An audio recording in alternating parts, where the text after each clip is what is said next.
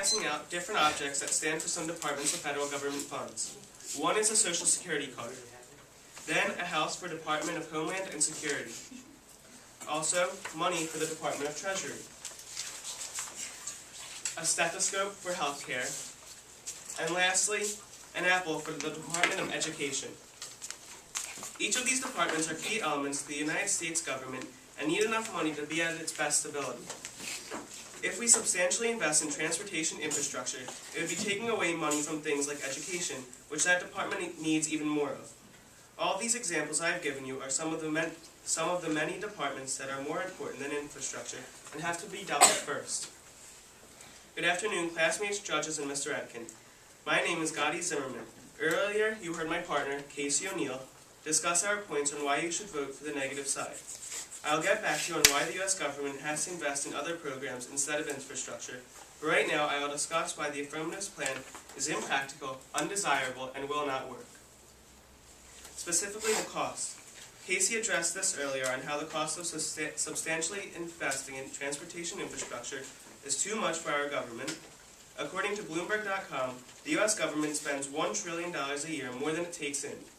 Because we are already in a poor economy, we cannot be spending as much money and already have to make cuts in tough places. We're already making cuts in military. We can't make more than it's already using. Adding billions of dollars to infrastructure will hurt our economy and just make it worse. Also, the U.S. federal government should not substantially invest in transportation infrastructure. If this is anyone's job, the state government should handle it. This is too big of a job across the country for the federal government. If it were divided into each state's obligation, it would cost less money and be timelier. Instead of doing that, state and local governments can invest in transportation infrastructure the way they want to. If the federal government were to invest in infrastructure, the entire country would have to pay higher taxes and higher tolls. Instead, each state can decide on whether or not they want to pay higher taxes for better roads and bridges. Our country has seen bridges to nowhere, and should not see that anymore.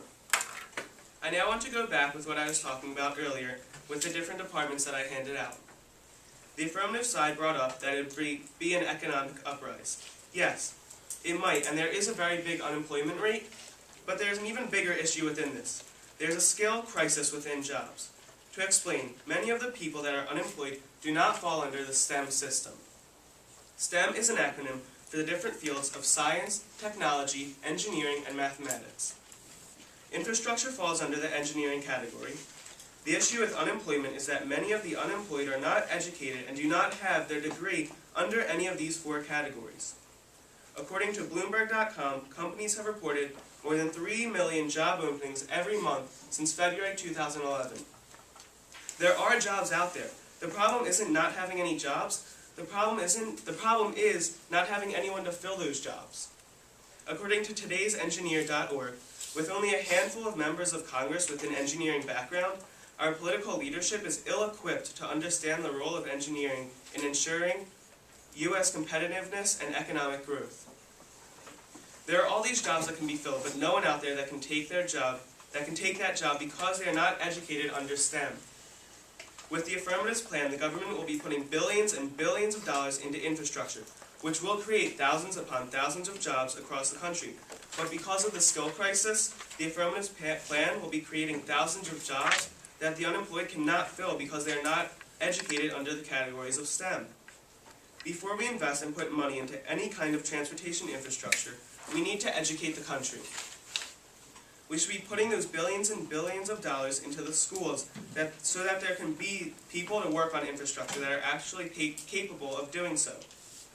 From the Congressional Research Service, the U.S. is ranked 20th among all nations in the proportion of 24-year-olds who earn degrees in natural science or engineering. Right now, not enough people are out there that are eligible of being able to work on infrastructure. According to ed.gov, the U.S. Department of Education is the smallest level of department with only about 5,000 employees.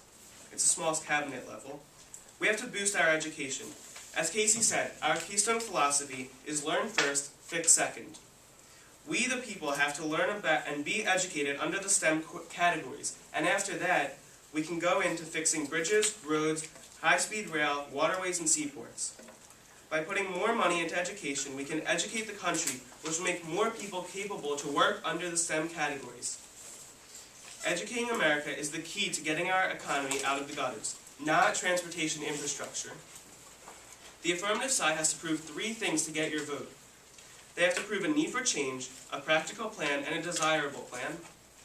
A substantial increase in investments into transportation infrastructure, as the resolution states, is not practical and will not work.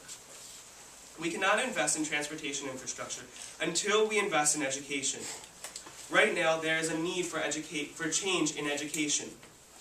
Instead of their plan creating jobs and helping our economy rise again, it will be making unused jobs, which will take us 2 steps backwards.